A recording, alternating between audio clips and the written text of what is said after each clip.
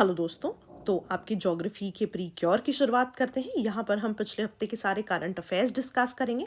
तो कोशिश मेरी बहुत सिंपल है कि प्री से एसोसिएटेड जो फैक्चुअल डेटा है वो भी मैं डिस्कस करूँ, प्लस इन सभी फैक्ट्स को आप मेंस में एज एग्जाम्पल कैसे कोट करोगे उस पर भी हम एलाबोरेट डिस्कशन करेंगे। ठीक है जी। तो फॉर एग्जाम्पल पहली न्यूज़ आपकी क्या कहती है, that Sri Lanka clears certain Chinese energy projects of the coast of Tamil Nadu, है ना। सो बेसिकली श्रीलंका के रीजन से एसोसिएटेड जितने भी आइलैंड्स हैं, मैप में भी देखेंगे, वहाँ पर श्रीलंका ने क्लियर किया है कि चाइना वहाँ पे कुछ हाइब्रिड प्रोजेक्ट्स यूज़ कर सकती है, या रादर एनर्जी प्रोजेक्ट्स जो हैं उन पर काम कर सकते हैं। अब किस तरह के प्रोजेक्ट्स की बात है, चाइना जो है hybrid wind and solar energy projects वहाँ पे लगाने की बात कर रही है। ठीक है जी। तो सबसे पहली चीज़ जो बहुत ज़्यादा इंपॉर्टेंट है यहाँ पे, कि जब भी आपको मीन्स में एनवायरनमेंट से एसोसिएटेड क्वेश्चन आते हैं, या मान लीजिए आपको सस्टेनेबल डेवलपमेंट से रिलेटेड क्वेश्चन आते हैं, या मान लीजिए आपको रिन्यूएबल एनर्जी से एसोसिएटेड क्वेश्चंस आते हैं, तो वहाँ पे अगर आपसे पूछा जाए कि वर्ल्ड क्या स्टेप्स ले रहा है, तो डेफिनेटली आप इनको कोट कर सकते हैं कि रिसेंटली श्रीलंका और चाइना ने मिलके कुछ इस XYZ तरह का प्रोजेक्ट भी शुरू किया है। तो आप देख रहे हैं छोटी छोटी चीज़ें जो है आप एग्जाम्पल्स की तरह कोट करेंगे, you will get extra marks. दूसरी चीज़, इस प्रोजेक्ट के फंड्स कहाँ से आ रहे हैं? इस प्रोजेक्ट के फंड्स जो है ADB, that is Asian development bank से आ रहे हैं। This is also very important. या फिनेंशियल इंस्टीट्यूशंस टाइप जगह मेंशन कर सकते हैं। फॉर एग्जाम्पल कभी भी आपसे क्वेश्चन आता है ना कि वर्ल्ड किस तरह के स्टेप्स ले रहा है, राइट? तो स्टेप्स को ना रादर देन डायरेक्टली लिखने के बजाय आप डिफरेंट पार्ट्स में डिवाइड कर सकते हैं। फॉर एग्जाम्पल डिफरेंट कंट्रीज क्या स्टेप्स ले रही हैं, आप उसमें चाइना को कोट कर दीजिए। लेट्स से डिफरेंट जो बैंक्स हैं या डिफरेंट फाइनेंशियल इंस्टीट्यूशंस हैं वो क्या स्टेप्स ले रहे हैं, तो आप क्रेडिट लाइन या फंड्स की बात कर दीजिए। That way what happens is कि रादर देन 1 2 3 4 आप डिफरेंट हेड्स में अपने आंसर को बांट देते हैं, जिससे you and up getting more marks. आपका आंसर और ज़्यादा एलैबोरेट लगता है। ठीक है जी। तीसरी चीज़ जो बहुत ही ज्योग्राफी के पर्सपेक्टिव से इंपॉर्टेंट है, कि कुछ आइलैंड्स की बात हो रही है, तो 3 पर्टिकुलर आइलैंड्स की बात हो रही है जो आपको पता होने चाहिए। ठीक है, एक है आपका अनालातिवु, दूसरा नाइनातिवु एंड तीसरा डेल्ट। ठीक है, तो ये तीनों आइलैंड्स आपको पता होने चाहिए। रीजन दे बीइंग प्री में डायरेक्ट क्वेश्चन आ सकता है कि जो लेट्स से कि 3 आइलैंड्स के नाम दे दिए आपको XYZ, और ये किस न्यूज़ से एसोसिएटेड है, या ये किस चीज़ के कॉन्टेक्स्ट में न्यूज़ में रहे हैं, तो आपको पता होना चाहिए। ठीक है जी, याद रहेगा। Now additionally I want to talk about something, जो चीज़ आपको पता होनी चाहिए, कि क्योंकि श्रीलंका की बात हो रही है, तो रिसेंटली इंडिया श्रीलंका में एक जो रिलेशंस है उसमें एक चीज़ है जो इंडिया के थोड़ा सा अगेंस्ट गई है। वो क्या है कि एक ईस्ट कंटेनर टर्मिनल था श्रीलंका में कोलंबो पोर्ट पे। तो हम ये भी देखेंगे कौन सा पोर्ट कहाँ पे है। तो इनिशियली ऐसी बात हुई थी कि 2019 में ऐसी बात हुई थी कि ये जो टर्मिनल है ये डेवलप किया जाएगा बाय 3 डिफरेंट कंट्रीज, या रादर विद द 3-वे partnership between 3 countries, that is India, Japan and Sri Lanka.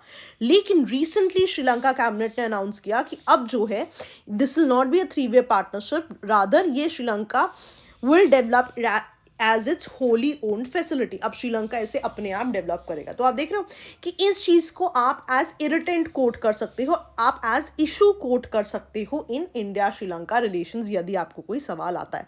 Although yes, Sri Lanka ने इस वाले टर्मिनल को छोड़ के एक डिफरेंट शिपिंग टर्मिनल देने की बात की है, लेकिन बिकॉज एक ऑलरेडी अग्रीड अपॉन इशू जो है वो निगेट कर दिया गया है, so this will act as an irritant in the India Sri Lankan relationship. Also आप इन सब चीज़ों को इस तरह भी देख सकते हैं कि मान लीजिए कभी कभी आपको क्वेश्चन आते हैं कि how successful India has been, right, XYZ चीज़ों में रिलेशनशिप में, तो आप वहाँ पे डेफिनेटली इनको कोट कर सकते हैं कि हो सकता है कि इंडिया एंड इट्स नेबर्स की जो एसोसिएशंस हैं उनमें कुछ ना कुछ इशू आ रहे हैं, और उनमें आप चाइना का एंगल भी डाल सकते हैं। Also you can also quote it as कि मान लीजिए कि एक इशू था, या रादर एक इरिटेंट था, जहाँ पे ईस्ट कंटेनर टर्मिनल में इंडिया को अलग कर दिया गया, लेकिन रीसेंट डेवलपमेंट क्या है कि चाइना को दोबारा से एंट्री मिल गई है वहां पर।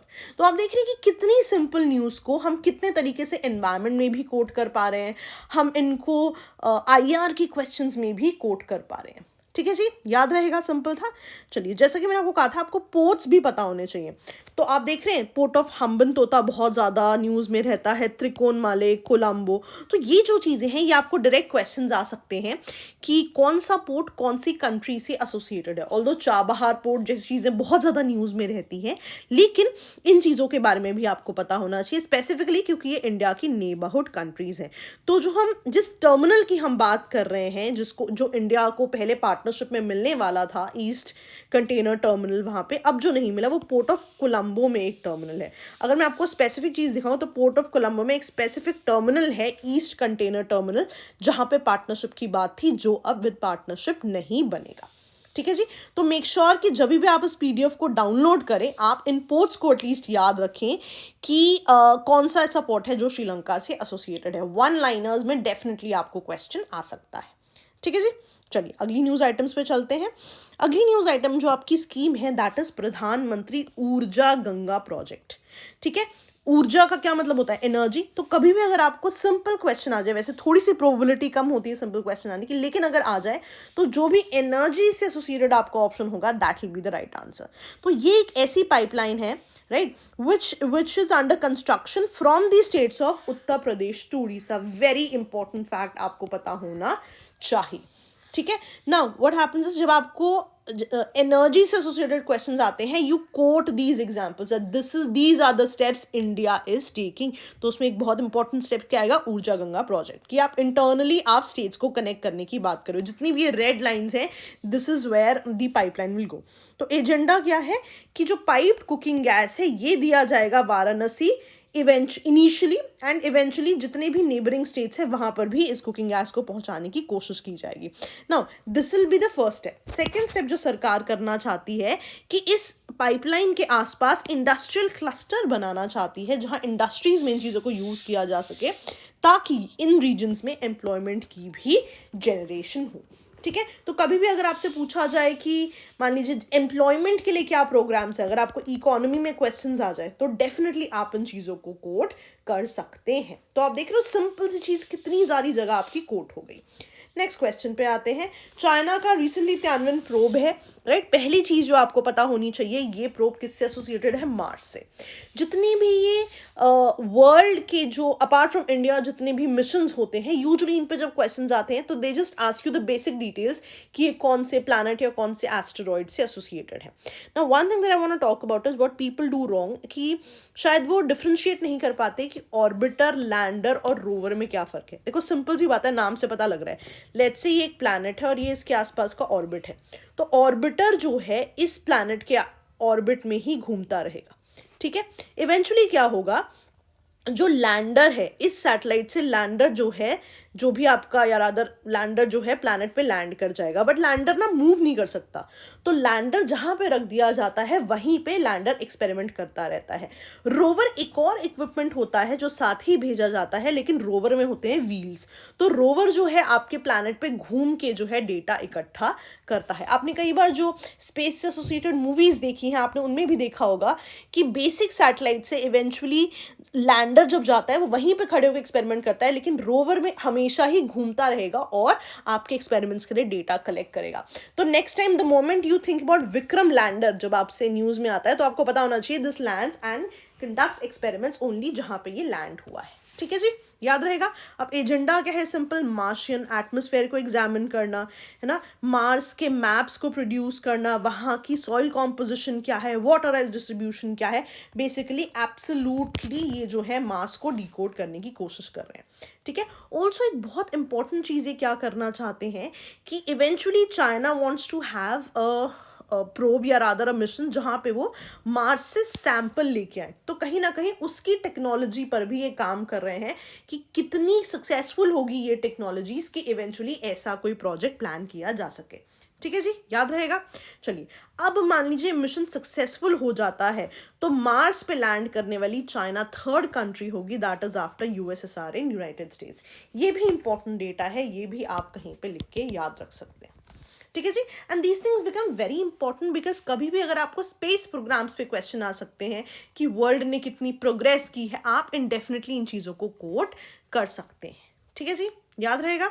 चलिए, नेक्स्ट चीज पे आते हैं, एक वर्ल्ड सस्टेनेबल डेवलपमेंट समिट।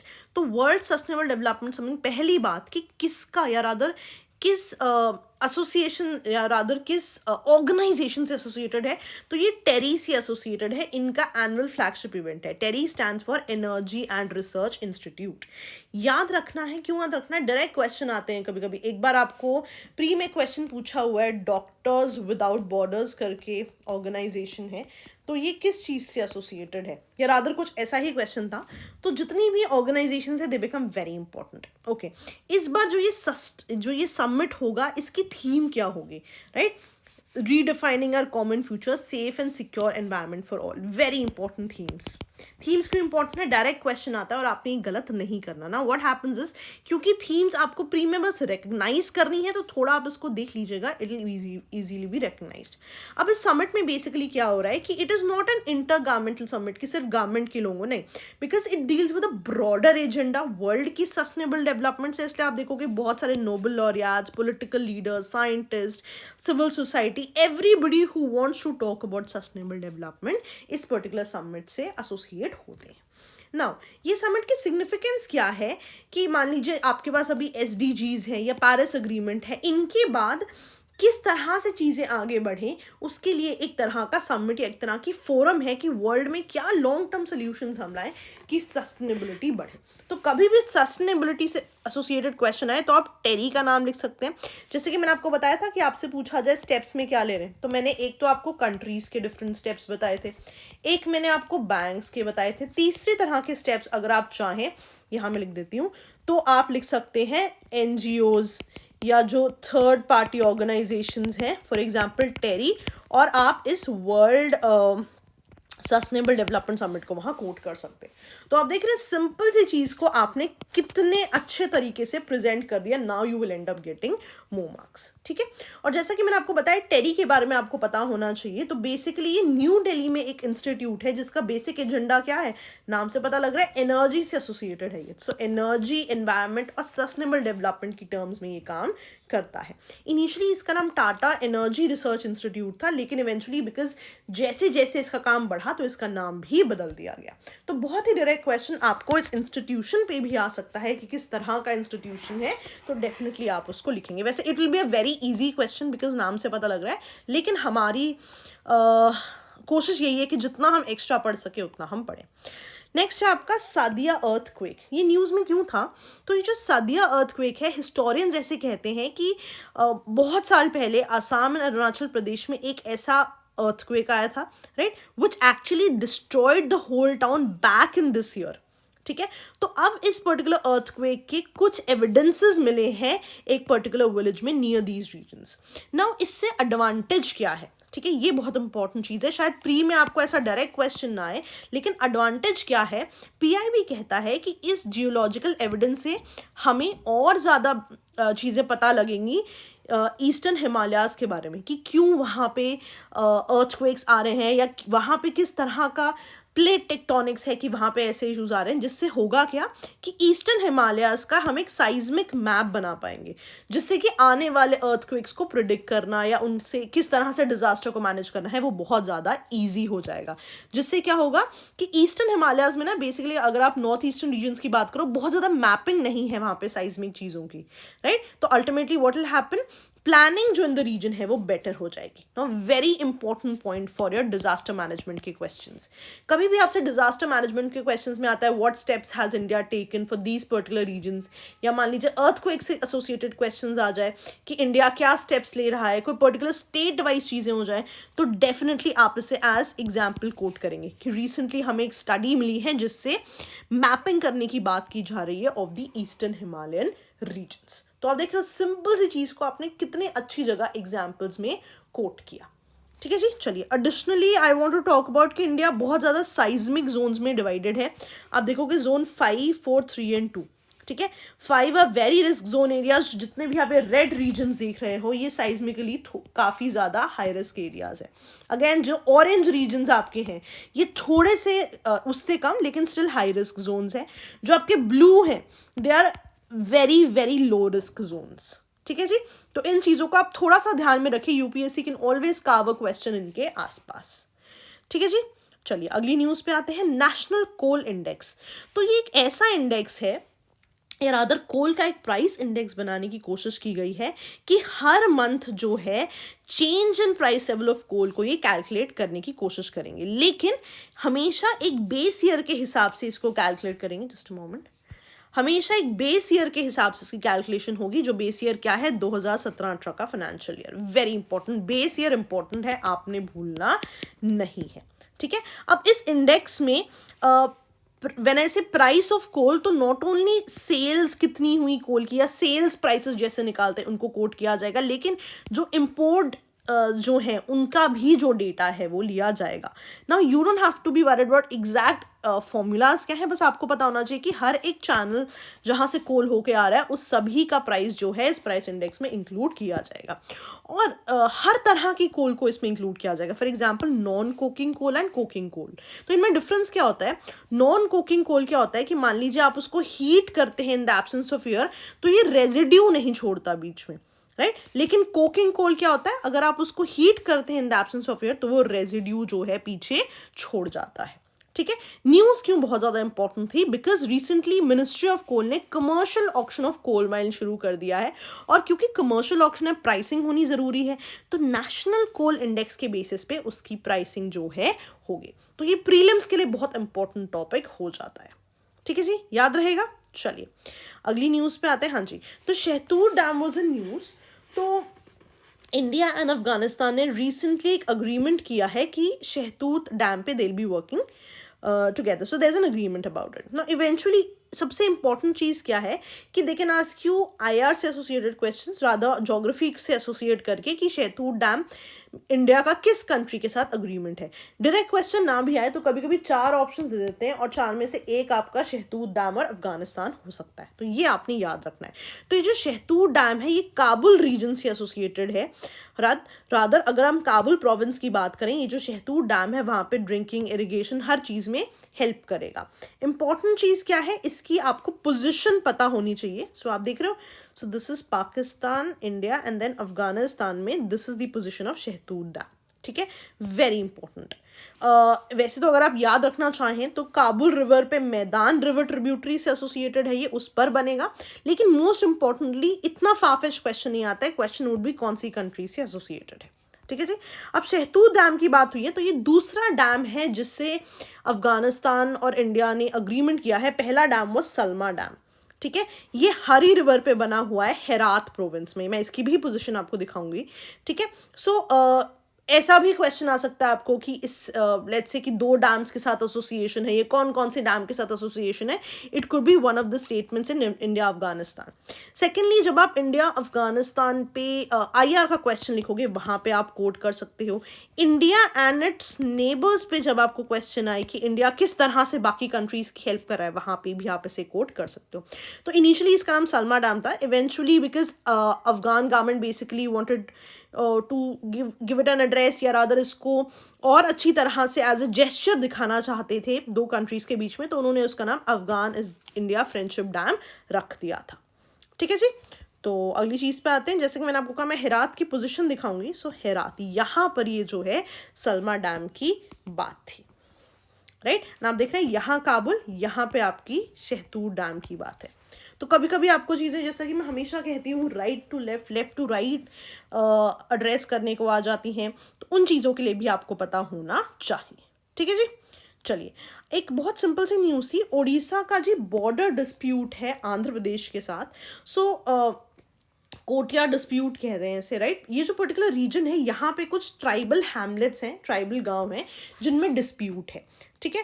तो ये चीज़ प्री के लिए शायद बहुत ज़्यादा इंपॉर्टेंट नहीं है, लेकिन मेंस में जब आपको क्वेश्चंस आते हैं और आपसे स्टेट बाइफिकेशंस पे क्वेश्चन आते हैं और वहाँ पे आपको डिस्कस करने पड़ते हैं कुछ लॉन्ग पेंडिंग इश्यूज़ या स्टेट डिस्प्यूट्स में क्या प्रॉब्लम्स आ सकती हैं, वहाँ पे इसको आप एक एग्जाम्पल कोट कर सकते हो। और क्योंकि ये करंटली न्यूज़ में है तो इसको कोट करना ज़्यादा बेनिफिशियल हो जाता है आपको और बेटर मार्क्स के लिए, ठीक है जी। वैसे तो 1960s में यहाँ पे पहले भी रादर अभी अभी फॉर एग्जांपल सुप्रीम कोर्ट में ये केस है, तो पहले भी इस पे बात हुई थी, तो एक स्टेटस को सा मैनेज हो गया था and they had come to a basic सा agreement that what will happen, but then उस स्टेटस को अभी ब्रीच कर दिया गया है।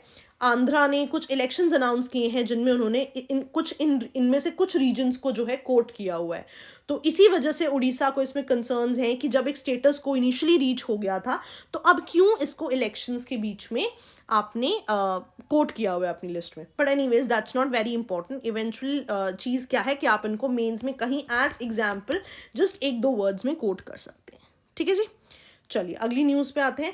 पोंग डैम लेक बहुत ज़्यादा न्यूज़ में थी। माइग्रेटरी वाटर बर्ड्स जो है यहाँ पे बहुत ज़्यादा आते हैं, तो इनकी आपको बेसिक चीज़ें पता होनी चाहिए। पोंग डैम लेक कौन सी स्टेट से एसोसिएटेड है जी? हिमाचल से।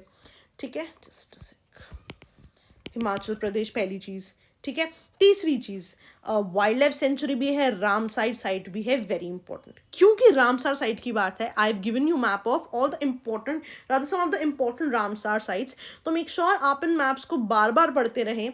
ये मैप का क्वेश्चन में आपने मार्क्स लूज नहीं करने। सो this is Pong dam lake, कहीं यहाँ पे आपका हिमाचल में this lies. Also because Pong dam lake Himachal की रामसार साइट्स की बात करता है, बाकी दो साइट्स भी बहुत इंपॉर्टेंट हो जाती हैं, चंदरताल वेटलैंड एंड रेणुका वेटलैंड जो कि हिमाचल से एसोसिएटेड है। तो एटलीस्ट ये तीन आपको डेफिनेटली पता होनी चाहिए। ठीक है जी, चलिए आज का लास्ट टॉपिक बहुत ज़्यादा उत्तराखंड की न्यूज़ इस बार रही है। तो ग्लेशियल आउटबर्स्ट फ्लड जो है बहुत ज़्यादा न्यूज़ में रहा है कि व्हाट इज़ इट, इसको हम थोड़ा समझने की कोशिश करेंगे। तो ग्लेशियल लेक आउटबर्स्ट फ्लड जो है एक तरह का फ्लड है जहाँ पे जो ग्लेशियर का पानी है, right, it burst. Now how does it burst? इसमें जो भी एक डैम होता है जिसमें ग्लेशियर लेक का पानी होता है, when that also gets away with the flood, तो इसे ग्लेशियल आउटबर्स्ट फ्लड कहते हैं। कहने का मतलब क्या है, मैं आपको डायग्रामेटिकली समझाती हूँ, आपको ज़्यादा समझ में आएगा। तो ग्लेशियर लेक क्या है, आप देख सकते हैं ग्लेशियर्स हैं यहाँ पे। तो ग्लेशियर्स जब पिघलते हैं तो इनका पानी लेक्स में इकट्ठा होना शुरू हो जाता है। तो अगर मैं स्पेसिफिकली दिखाऊं तो कुछ ऐसे दिखते हैं ये। नाउ व्हाट हैपेंस इज, अब ये लेक वहीं का वहीं तो नहीं रहेगा क्योंकि ग्लेशियर से तो कंटिन्यूसली पानी आ रहा है। तो ये जो पानी है ये डिफरेंट नदियों या चैनल से शहरों की तरफ आने लग जाता है। नाउ अगर हम चमोली डिस्ट्रिक्ट देखें, सो this is your Chamoli district, है ना। नाउ व्हाट हैपेंस इज कि यहाँ पे ऊपर वाले जितने अपर हिमालयाज वाले रीजन्स है, ये पर्टिकुलरली यहाँ पे बहुत ज़्यादा ग्लेशियर्स हैं। अब होता क्या है, जब इन ग्लेशियर्स से पानी आता है तो ऑब्वियसली इसकी तो आशंका रहती ही है कि पानी बहुत ज़्यादा बढ़ सकता है, कभी ग्लेशियर ज़्यादा पिघल सकते हैं ड्यू टू क्लाइमेट इशूज़। तो होता क्या है, बहुत सारे डैम्स बना दिए जाते हैं इन रीजन्स में। ठीक है, मैं आपको एग्जाम्पल दे रही हूँ, आगे हम देखेंगे भी कौन से डैम की बात है। या बहुत सारे प्रोजेक्ट्स बना दिए जाते हैं, पावर प्रोजेक्ट्स जो आप कहते हो, राइट, ताकि इस पानी को रोका जा सके ना। व्हाट हैपेंस इज कि सडनली जब बहुत ज़्यादा ग्लेशियर्स में पानी आ जाता है और ये पूरा लेक भर जाता है, ओवरफ्लो कर जाता है, पानी बहुत स्पीड से आने लगता है, तो कभी कभी ये पावर प्रोजेक्ट्स भी जहाँ पे पानी सेव किया हुआ है ये भी बह जाते हैं, राइट। तो ऐसी कंडीशन में क्या होगा कि जो चीज़ें पानी को रोक रही थी क्योंकि वो भी बह गई, तो ये पानी एज फ्लड आ जाता है और पूरा जो रीजन है वहां पे डिजास्टर हो जाता है ना। ऐसा कहा जा रहा है कि उत्तराखंड में भी this could be a region. अगर मैं आपको दिखाऊं तो यहाँ पे आपका चमोली डिस्ट्रिक्ट की बात है, राइट। इवेंचुअली जब जितना भी अपर हिमाचल वाला रीजन है, जितना भी यहाँ पे ग्लेशियर रीजन है, जब ये नीचे की तरफ आ रहा है तो यहाँ पे तपोवन हाइड्रो पावर प्रोजेक्ट था ऋषि गंगा रिवर पे, this actually got washed away. तो सारा पानी नीचे की तरफ आ गया एंड ये सारा डिजास्टर अकर हुआ है। Now exact reason for the disaster they still figuring out, but this is what a phenomena of glacier lake outburst is all about. ठीक है, so there is a glacier, lake में पानी आ रहा है, शहरों की तरफ जब पानी आता है इन डैम्स में एंड पावर प्रोजेक्ट्स में से हो जाता है। लेकिन जब इतना ज़्यादा पानी सडनली आ गया कि ये जो पावर प्रोजेक्ट्स हैं ये भी वॉश आउट हो गए, then there is a problem because all this water creates a disaster. तो यहाँ पे कौन से पावर प्रोजेक्ट की बात है? Tapovan Vishnughat hydro power project, very important. ठीक है, आई होप आपको बेसिक सा मैकेनिज्म समझ में आ गया है। तो this should help you out अगर आपको प्री में इन पे डेफिनेशन वाइज कोई क्वेश्चन आ जाए। ठीक है जी, तो that was all from my and for the day. और जैसा कि आपको पता है कि मंडे से हमारे प्रीलिम्स क्रैश कोर्स में आपका जो है करंट अफेयर्स के मॉड्यूल्स शुरू हैं।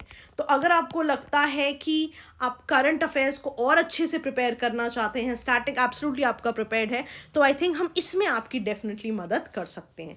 तो आपको कोई भी इश्यूज आए, please feel free to call us at this number and we'll assist you with all your queries. ठीक है जी, चलिए that was all from my end. Okay दोस्तों, बाय बाय।